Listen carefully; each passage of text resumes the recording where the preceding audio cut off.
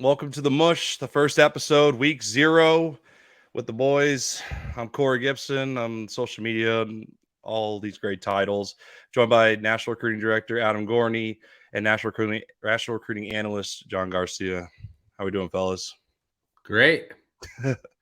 First podcast. This is actually my first ever podcast. Ready I've to been in this rock, company for finally. like 5 years. I finally get to be on camera.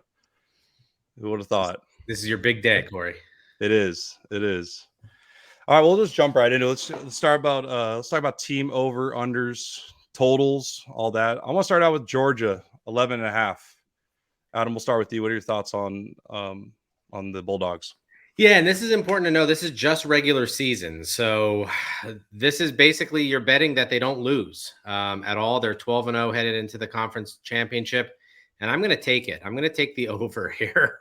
The schedule is depressingly bad. I mean, it's pretty much a joke. They don't play Alabama, which is basically the toughest game. They don't play LSU. Florida's bad. They're at Auburn, which could be tricky if Auburn had anything going on, but they really don't. The only stumble I could see is at Tennessee in late November. Tennessee's going to be playing good football then. Georgia will be playing peak football then. That could be an interesting game, but that's also when Georgia really lays the hammer down. So I'm going 12-0 regular season. It will get interesting once they get to the conference championship and then into the playoff, if that's to be the case. But 12-0 regular season, even with a new quarterback. What about you, John? I'm right there. Yeah, I'm right there. I mean, the schedule is cake. The offensive line coming back is going to be maybe the best in the SEC, and we don't even have to talk about the defense ever at Georgia. Don't care who the names are, rinse and repeat with that great level of talent. So, yeah, I think, like Adam said, you get worried later in the season, maybe some overlooking of teams, but obviously Georgia has shown the ability to push against that. And I think they'll be a little bit different with Carson Beck, new OC as well. So I think they've got a lot to play for despite the burden of going for a three-peat. So, yeah, I think 12-0 feels relatively safe and a lot safer than some of these others that we'll talk about. Yeah, I'll be the opposite here. I think with the new quarterback in Beck, you never know what's going to happen and what the nerves are going to be. I know he's already had a couple games in his system, but late in the season, the nerves, and I'll take the under. I'll be different from you guys. I mean, Georgia's very, very good. I don't think it's going to be a great bet by me, but you never know. With the new quarterback, these guys are young. And the crowds get crazy, and anything can happen in college football. So I'll take the under for the Bulldogs. Is there any games that stand out to you guys? A good one for me. I like LSU 9.5. Chip Kelly, returning quarterback. A lot going on. A nice recruiting class. John, I'll start with you on LSU. Yeah, I thought that number would be higher. I thought it'd probably be closer to 10.5. Obviously, the West in the SEC is still the gauntlet between the two divisions, but we saw LSU last year really outperform expectations, and that included some early season stumbles and some up and downness, including that Florida State game where basically special teams lost it for Brian Kelly, which has happened a couple times in his career. So you just expect those things to balance out a little bit more. And that system relied on a lot of youth last year. So those guys are obviously back.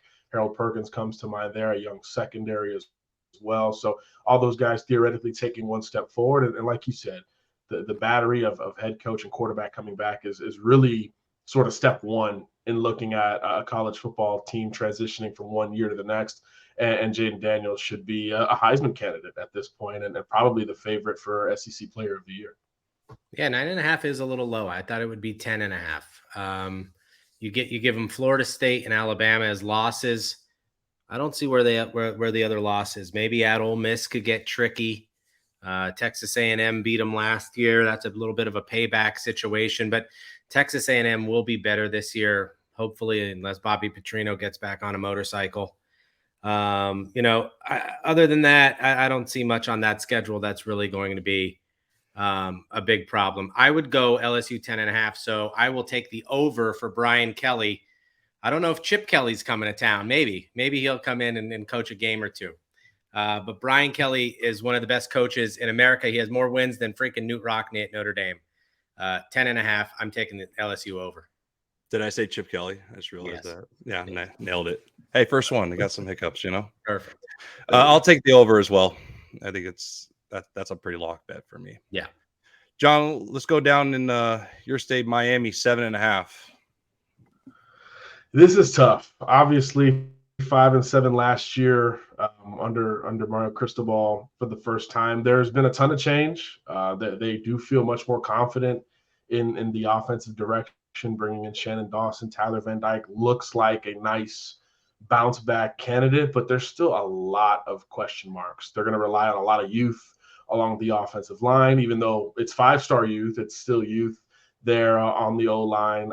And look, Miami wasn't great physically or mentally last year. So I think when you profile that way, it's an uphill battle. So I'm really on the fence with this one. I think perception says you got to get to 7 or 8 wins. So I'd probably give them the benefit of the doubt right now where we don't know what the injury situations look like, particularly on that offensive line. There's no dominant pass catcher on this roster right now either. So there's so many question marks that I'll lean a little bit over the top, but it's not by much. It's one I'd probably stay away from. I did not highlight the Hurricanes coming into this one, so I think that says a lot. Yeah, this is one I would not bet. I don't know what we're going to see from Miami this year. You change coordinators going into year 2. We'll see if Tyler Van Dyke is the old Tyler Van Dyke or the uncomfortable Tyler Van Dyke under Josh Gaddis. They don't have really receivers that have really stood out or done much, but there's a lot of potential there to be good. I think they probably end up 8-4, but 7-5, I would not be shocked. They have to go to NC State, which is tricky. They're probably going to get smoked at Florida State in early November. I don't know. This is one I would stay away from because 7-5 is certainly a possibility.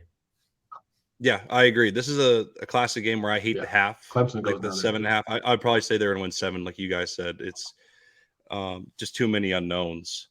Gorney, you and I talked about this one earlier. This would be kind of a fun one. Stanford 2.5. I don't know what's going on, but I love this line. Love this line. I looked at the schedule last night in my vast preparation for this podcast today. And this is bad. I would bet every dollar I have, which isn't many, but that they get to 3. So even 3-9 is a horrible season. But Troy Taylor is going to score points. He's going to figure out a way to score points. Tiger Bachmeier is already in the starting rotation. He's going to be unstoppable. They go to Hawaii, and Hawaii's terrible. Hawaii might be the worst team in college football this year. That's my big lock bet of Vandy in week 1. Then they play Sacramento State, so they're going to beat them. So what we're basically betting is that they can't beat Arizona. They can't go to Colorado and win. They can't win at Washington State, and they can't beat Cal because they're going to lose to USC, Oregon, UCLA, Washington, and at Oregon State. So one of those games they will win. That would be my bet. They go 3-9, and I cash the big ticket. You never think you're 3-9 cash the big ticket, but low expectations. Johnny, any thoughts? I know it's not really your That's side of the country, best. but what do you think about Stanford? Yeah, I'm with Adam here. That number's just so low. It's just screaming for some aid and some help and some money into whatever conference Stanford is in at this point. So yeah, I'm rolling with the Cardinal. They'll pick off 1 or 2 of those remaining teams that Gorney laid out. I think they can get to 4, maybe even 5 wins before all is said and done. Points matter in this day and age. It's an offensive game, and you make that change away from such a stalwart and David Shaw to put up points and start to change that culture. We've seen it carry over in recruiting, at least to this point. So I do think that there's enough belief and talent in that roster to make it happen. And maybe this is the E.J. Smith breakout year. Let's campaign for some names on that Cardinal roster. Gorney, do you know why they are 2.5? Like I when I saw the number, I couldn't figure it out. Like John said, the roster looks good, the coaching staff, everything.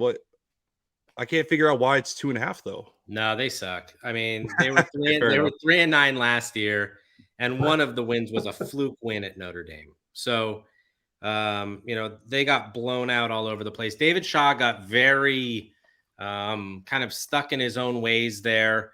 He was playing an offense that he wasn't really recruiting to. He wanted to pound the ball, but their offensive line was terrible. They didn't have a lot of skill guys, but they do have guys on this roster with a coach coming in who knows how to score points. And Troy Taylor knows how to score points. He was the coach at Folsom High School. He was awesome there. He was the coach at Sac State. He was awesome there. So he knows how to put points on the board, and that will keep him in games. So the Pac-12 is not really all that great. He's going to, Cal is not a very good football team. Arizona has some players, but not a very good football team. We don't know what we're going to get with Colorado, whether it's going to be a circus or they're going to be playing for the college football playoff. We have no idea, but just 2.5, it's just too low. So they were 3-9 last year and they were awful. I think they're going to be a little bit better offensively this year. So if they could just maintain 3-9, I think they'll be fine. If not 4-8. Fair enough. Do you guys want to move on to national title odds? Kind of get out of the Pac-12 and stay up for 2.5, or is there any other games that you guys want to take a look at? Let's move on. Let's do it. All right. I kind of want to switch it up. I want to see you guys like a long shot odds for the national title and possibly like just like your standard bet. Like what you would suggest like the listeners to take? Yeah, I'll go first here. I think my long shot bet, if this is long shot, would be Texas at plus 2,500. So I have my RotoWire calculator up. If you bet $100 on that bet, and Corey, I know you bet a lot more than that. That's a $2,500 ticket right there. So $100 on that. And there are ways, if you have the time, to really structure your bets where other than if Georgia three-peats, which I am betting against, you could probably make some pretty decent money here. If you bet a lot more on Alabama, Ohio State, Michigan, and then less as the number goes up, if one of those top 12 or 15 teams wins, you can make a pretty decent amount of money here, but I don't have that kind of time. So I'm taking Texas. I think Texas is going to be a much improved football team. Even if they lose early to Bama, they could still run it and get back into the playoff. They're going to be very good on offense. They're going to be very good on defense. And I think if I had to take a long shot, if plus 2,500 is a long shot, I'm taking Texas. Johnny, got a long shot for me?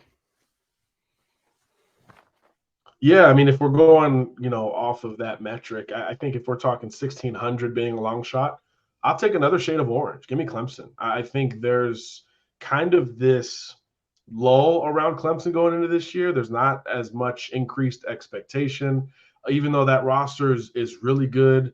They'll be settled into those new coordinators for a second year as opposed to fresh off of the transition. And the schedule is kind of favorable. It's only 9.5, so I'd take the over, obviously. But we know the ACC is historically bad.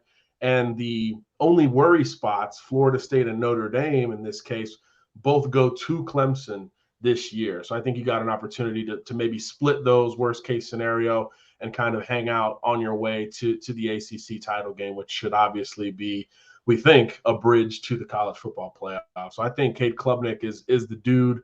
Will Shipley, all those guys offensively. And we know, again, Clemson and Georgia, just defensively, they're going to be fine. There's just too many bodies. That scheme is tried and true. So I do think Clemson is kind of undervalued going into this season, especially in that ACC. Yeah. My pick, I think you guys are going to roll your eyes. I'm going to stick with the 1,600, but I'm going with the Trojans. Okay. I know. But I can't go against the Heisman Trophy winner. I'm a West Coast guy, so I'll be watching a lot of their games. I went to all their football games, all the recruits, so it's a fun game for me to watch. I think Lincoln's doing good things over there. I mean, are they good enough to beat Georgia or Alabama? I'm probably not, but that's why it's a long shot. And I think the Trojans are going to be very, very good this year, and some of their transfer portal guys will help out a lot. Is Caleb Williams going to write F Bama on his fingernails this year? Or I don't think he's painting his nails right now. As he gets planted into the ground another time by Utah? As long as the grass is good. See that video last year where he was checking the grass, the turf was not up to standards. Yeah, it was the turf. Let's talk about Georgia. I mean, I know you guys talked about like you don't think the three-peat's going to happen, but those odds just aren't very good for the long term to bet in this early. Do you think that's just a safe bet just to throw some money down, or that's just an avoid style bet? Avoid it. There's absolutely no value there. So first of all, a three-peat is nearly impossible. I haven't looked forever if it's ever happened, like back in 1897, if Michigan three-peated or something. 100 years ago. Like Army always had those good ones. Yeah. I mean, Minnesota. It is just yeah. It's just incredibly hard to do. And you have the SEC factor into that. And you have a lot of teams looking for payback, and you have an unproven quarterback. I just don't see any value in making that bet. There are a lot of teams out there that I think there is some decent value right below them. But, if you're a Georgia fan and you want to throw down, $20 on Georgia, you're going to win, $22.50 or something like that. So you have to make that a pretty hefty bet to pay off. You might as well just buy a lot of beer and enjoy it all year. Yeah, no, I agree. Yeah, I agree. Last team I want to talk about, because I think their odds, we haven't really talked about them at all, is Texas. That is very, very high odds. Former number one player, country. Arch Manning's right behind him. I don't that's kind of like a fun bet for me to take. I mean, there's a lot of things that need to happen for them to make it happen, but they have really good quarterbacks. They all got in crazy shape. I don't know if you guys saw that social media viral video where they all just like went crazy on the biceps and curls and all that. But I think that'd be a fun bet to take. I mean, if I was in Vegas, that's probably a loser ticket, but I'm sprinting to Vegas if that hits. Yeah, in California, we're not allowed to make bets. We can't do what we want with our own money. We just have to give it all to the government, and then they know how to treat us to do that well. But here's the best thing that could happen to Texas. They lose at Alabama close on September 9th, and then they run the table. And I don't see who really stops them, I mean, at Baylor will be tricky, but Baylor isn't the same team. Oklahoma will be better and looking for payback, but they beat them by almost 50 last year. That's always a rivalry game, so it could be tough. Houston's down. At TCU, definitely not the same team. At Iowa State, always tricky. And Texas has been known to play down to their competition. But, man, they just seem PO'd coming into this season. Quinn Ewers has a whole lot to prove. Sark has a whole lot to prove. I don't know if he's going to berate any people telling him to hold off running onto the field and calling them MFers and stuff like he did last year. But at every position, they are loaded across the board. So if this is not the year to put a nice bit of change on Texas to make a run to the playoff or even the national championship, I don't think there's any year, because they also know they're going to the SEC after this year. It's going to get a lot harder for them. So this is the year for Texas. I think plus 2,500. It feels like Vegas is baiting you. If it looks too high, it's probably not high enough. But I don't know. I would put down some money. Maybe I'll go to the bank and take out $100 and put it on Texas. But this would be an interesting one for me. I think offensively, yes, for Texas across the board, right? That young O-line is getting a little bit older. Obviously, pass catcher wise, even last year, there weren't two or three teams with more talent on the other end of the ball from Quinn, who obviously has a lot to prove. But I think the other side of the ball, it's been so disappointing at Texas outside of that Oklahoma game last year. We haven't seen a dominant unit there. And I'm not sure with the pieces they lost that they're going to be able to do that. So I think they're going to have to just kind of outscore you, which is very classic Big 12. And if they're going to exit that way, I do think it would make a lot of sense. But I just think they're going to have to be so darn consistent on offense where they're just playing, go a decade ago and play Phoenix Suns basketball, just outscore you without even worrying about the other side of the ball. I think they can do that in the Big 12, but then obviously the questions will come at the playoff, right? Because you're going to play a Georgia, an LSU, maybe an Ohio State that's going to have a lot more talent defensively with their own firepower offensively. But I think for the odds' sake, Texas or Oklahoma, because I think Oklahoma's sitting right there at the same number, one of those has to hit this year ahead of the SEC, because I think whichever one is the little brother this year, I think there could be a lot of change going into SEC land. So I think that'll be fascinating, just with that rivalry and obviously expanding it to the playoff itself. Yeah. So just for fun, if you guys were Vegas, what's the over under on Arch getting in the game? Like, what, you think he's gonna hit 1 or 2 games, no games? They're just gonna keep him hidden like he kind of did in high school. Just no one knew about him, no one really saw him. 4 games. You think 4? 5's the rule, right? 5, and then you can 4 keep games. Yeah. Preserve the red shirt. Yeah. The idea when I talked even to his coach, it was like, yeah, we don't really want him to go in and start right away. It's kind of the Bryce Young model of, we don't, we'll sit behind Mac Jones and take a year. We don't need to rush this. But there will be some blowout opportunities for him to get in there. I saw some report, I didn't see, that he's pushing Quinn Ewers for the starting job. I don't think that's going to happen. I don't think Arch wants that. I don't think Sark wants it. I think they want to take their time with it. And but he will get in some mop up duties. Could be week 1 against Rice, and then they might get mopped up against Alabama week 2. Yeah. Well, speaking of like Quinn Ewers, I guess we just jump into the Heisman Trophy winners. Quinn's plus 1,100. Not bad odds. I think he's the 3rd favorite to win it all for a team that has crazy odds just winning the national championship. And it seems like the Heisman Trophy winners are always the guys that are on the most successful teams. So I kind of agree with you, Gorney, earlier when you're like, it's probably too high or too low, but I don't get what's going on with the Texas number either. If Quinn's the 3rd favorite for the Heisman Trophy. Yeah, it feels like Vegas is baiting us on Texas on the win, on the totals, on the championship, and on the Heisman. Now, this might just be a thing that like they know a lot of money is going to come out of Texas. A lot of guys get on a plane and go to Vegas from Texas and put early money down. Texas is a big time program that there's been a lot of preseason hype about. So we're going to jack up the number, and then odds are that he's not going to win it. There's a million quarterbacks out there if it's the one guy. So, I would have no problem putting money down on Quinn Ewers. Now, Caleb Williams is going to put up huge stats. His offense is just fit for that. The defense, even if vastly improved, was so hideously bad last year that they know they're going to have to score points. So Caleb Williams at plus 500, there's not much value there. I like Quinn Ewers at plus 1,200.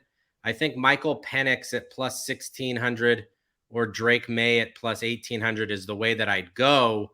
But I do worry about North Carolina losing so many games that it's basically the quarterback on the best team. As long as he has decent numbers, will probably win the Heisman now. So I think that's an interesting one. I think J.J. McCarthy at plus 1,800 could be an interesting one if Michigan throws the ball a little bit more.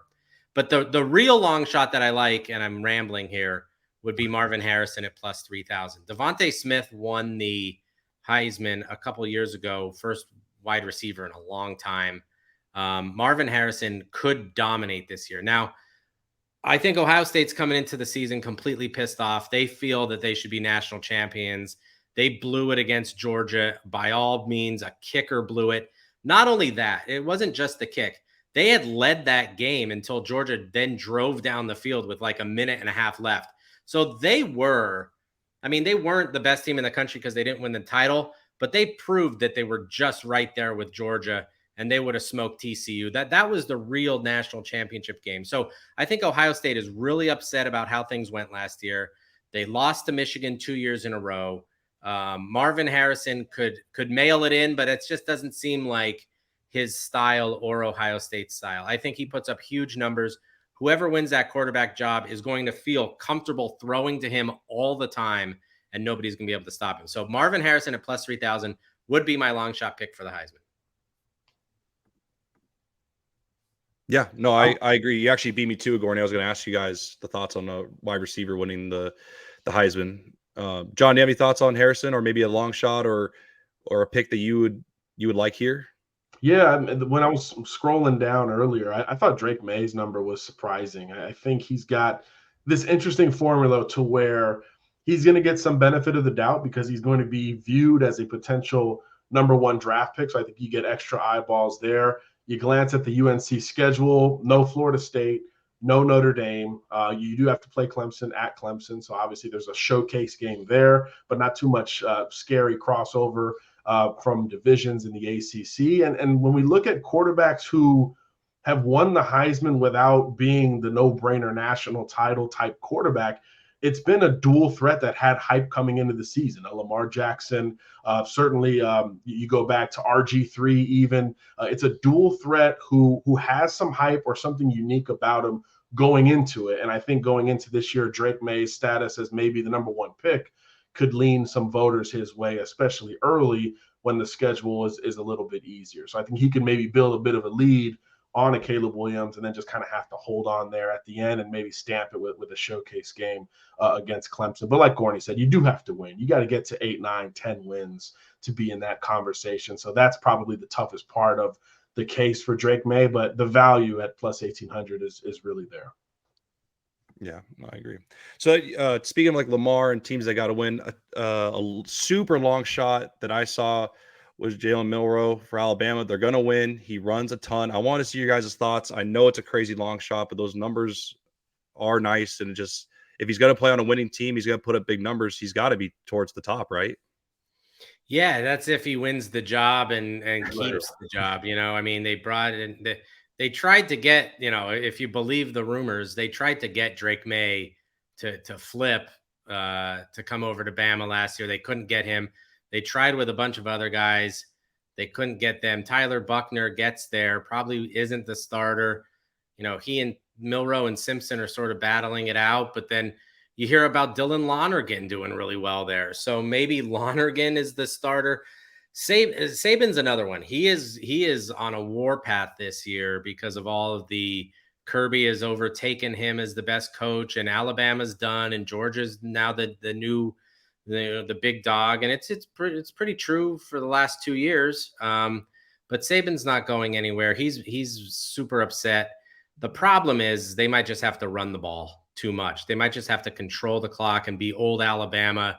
All those years of criticism of, oh, he's just a system quarterback. He's just going to hand the ball off and all of those things. They might go back to a little bit of that stuff and not be blowing teams out 56-7, but winning 35-10, and those games aren't great for Heisman Trophy winners. Another one that I do like deep is Devin Leary at plus 10,000.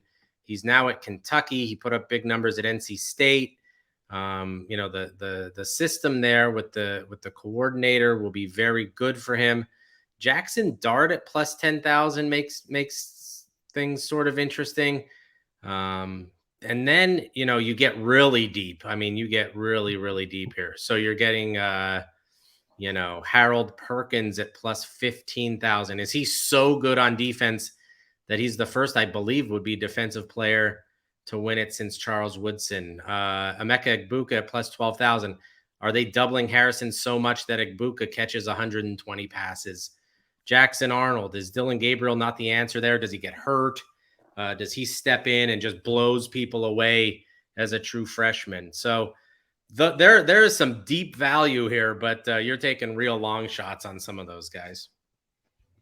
Yeah, absolutely. These are actually my favorite bets. I actually don't like games of the week. I like this, as I've mentioned 1,000 times in this podcast. I love the long shots. I like the big money, So, but anyways, let's move on to the game of the week. We'll kind of wrap this up. I think we're getting close on time, but we'll start off with Notre Dame minus 20.5 versus Navy. John, you want to start this one off? Yeah, we haven't talked ND or Sam Hartman at all on this pod thus far, and I think that's what we've been waiting for as a collective watching Notre Dame is when is that quarterback going to emerge? And by all indication, it should be Hartman. He's like the most experienced quarterback in the country. I think he's top 5 ever already in yardage. So if he is that final piece for Notre Dame, then this first game against Navy, even with that ball control that Navy's going to trot out there, the points should be pretty easy pickings there for Hartman and that Notre Dame offense, which has to show something. We know they can run the ball. We know they got a great offensive line, best left tackle in the country, all of that. Can you throw the ball and push it to the third level? That's why you bring in a Sam Hartman. So I do believe they show that early against Navy, and he becomes an early season Heisman guy. So yeah, I think Notre Dame can lay these 20.5. Unlike John, I'm for the red, white, and blue here. I stand with the colors. These colors don't run. I'm taking Navy, and here's why. Navy might completely suck. They might be terrible. They changed coaching staffs. The guy was the defensive coordinator, is now the head coach. We'll see how it works. They might be terrible. But what I do in betting, and for people that haven't watched this podcast in previous years, if the public is on one side and all the money is following the other side, you follow the big money. So Navy is a flip. So the public loves Notre Dame. The money loves Navy. That's a Navy bet right there. I don't care. I think it's probably 35-17, a comfortable Notre Dame win, but they get under the number. I'll take the midshipman, I think. When it comes to games, I always try to avoid the halves, like it's 20.5, but I think Sam's going to come out firing for Notre Dame. It kills me to go against Navy, but I think Notre Dame's going to come out screaming. They're going to just smash them.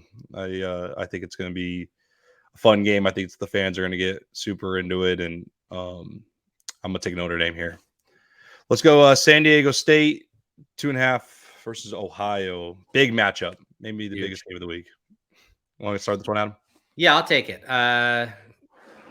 This is basically a pick 'em. It's in San Diego. I live 2 hours from there. I think it's low scoring. I think it's boring. I think it's choppy, just the way both teams sort of like to play. I'll take the under, but I'd probably take the Aztecs minus 2.5. They win 17-13, something boring and low. Yeah, I'll take the Aztecs as well. I think if this game was later in the year or in the Midwest, you start to think a little bit, you overthink it maybe. But I think with the home field advantage early in the season and with what San Diego State brings back defensively, I think they're going to be comfortable here. That line surprised me when I saw how low it was. So I think this is a touchdown win for SDSU. Yeah, I agree. San Diego State 2.5. I tried to do research and I couldn't find anything, so I'll just take the home team. I think they're in the new stadium, so good enough. Yeah. Vanderbilt 17 versus Hawaii. This is Gorney. I think this is your lock of the week. Is that what you This said is earlier? my lock of the week. Stone cold lock. Call Corey's 1-800 number and get the tips here. Hawaii is terrible. They're very, very bad. Vanderbilt isn't much better, but they know this could be one of the games that they could win this year. There are some things to actually like about Vanderbilt. I'm being facetious. AJ Swann's a very talented quarterback. They have Quincy Skinner and some other really good, pass catchers. They can run the ball. Hawaii will be big up front, but they'll get worn down, and they just don't have much going on. So I don't know if Timmy Chang really knows what he's doing. I don't know who he has. It's not very good. The roster looks ugly. There's not enough skill there to play. The other point is that they beat him, I believe, by like 50 points last year. So even if they take Hawaii for completely for granted, and just, sort of half-ass their effort in game one here, they're still going to win this game 42-10. So this number is very tricky, though, because when it looks too easy, it's not, and Hawaii is going to make it, 35-21. But I would rather just lose my money that way. I think Vanderbilt seems like way too easy of a pick here. Yeah, it seems that way, but you got to roll with it, right? I mean, Vandy has to win this game. There's no question about that. And I think just from the outsider's perspective, we know Vandy's getting a little bit better. They're stabilized at the quarterback position. Defensively, they've actually been pretty good. And we know Hawaii at best is the same, right, with all the transition that they've gone through. So I do think just by that logic, you feel really good about Vanderbilt's chances to dominate this game. And yeah, the number is what does Vegas know, right? Does AJ have a bum wheel or something like that? But even if he did, I think just the depth and the defense with Vanderbilt's going to be way too much for Hawaii, especially right out of the gate. Yep, I agree. Vanderbilt 17. That's easy. I'm with Gorney. We're going to Vegas. We got a red eye. Put the bet in, and we'll be ready to go. All right, we'll wrap it up with USC minus 30.5, San Jose State. I'll start it off. I think SC is going to win this game, but I don't think they're going to cover. Seems like every year, the first week, they always have a couple mess ups. They don't really play super hard, but they'll win the game easy. But I don't think it's going to be by 30.5. So I'll take the Spartans here. Yeah, my two rules. One is the public. Every single bet from the public is on SC, but the money is being pulled back. So San Jose State has some value at 30 and 30 and a half, 31. That'd be nice. USC's defense was so bad last year that if they could put up 14, that means USC has to get to 45 to even cover. And my third rule is that a lot of the kids that play on San Jose State felt like they're good enough to play at USC and were overlooked. So they're going to play very, very hard, and USC doesn't care about this game. And my fourth rule is what you said, Corey. USC always, kind of half-asses these games. Lincoln's not going to show a ton. It could be. If there was one bet, I would take whatever USC is first half, and then the third and fourth quarter are super choppy and ugly. I'll take it. I'll give it 42-17. That's a nice Spartans cover, and they go back to the South Bay, thrilled that they got a huge check from USC to fund all their other sports for the year. Yeah, it's too big a number. There's no way to lay that amount of points. Even if it was Georgia or Alabama or anyone else, you stay away from these. I don't even bet these when it gets to 30 plus, because there's just so many variables that happen when the freshmen get in inevitably in the second half. So regardless of who that front team is, we know USC is going to be great offensively. Let them run it up in the first half. Caleb Williams gets pulled out, and who the hell knows after that. So yeah, I would avoid it altogether. But if I did have to pick a side, I'd go with San Jose State, which wasn't a terrible team last year. They made a bowl. So this isn't Hawaii. No disrespect to the West Coast folks. Right. This is actually a game that I would actually try to find players and stats to go for the bet, not actually bet the team. Like I really try to go see Raleek the Freak, baby. Yeah, baby. Who can name San Jose State's starting quarterback? If it's not the Nick Starkel guy, I'm out, which I think graduated like 6 years ago. Yeah, no, he's running the Elite 11 now. That's right, yeah. Siobhan Cordero. All right, I'm like changing my pick to USC. There you go. They win 35-0. Dang. All right. Well, that's week 0. That's the early picks. That's everything. I'm Corey. That's Adam. That's John. Please follow us on all the platforms. There's too many to name. Please like, subscribe, and turn on the notifications so you don't miss another betting podcast. Thanks, guys.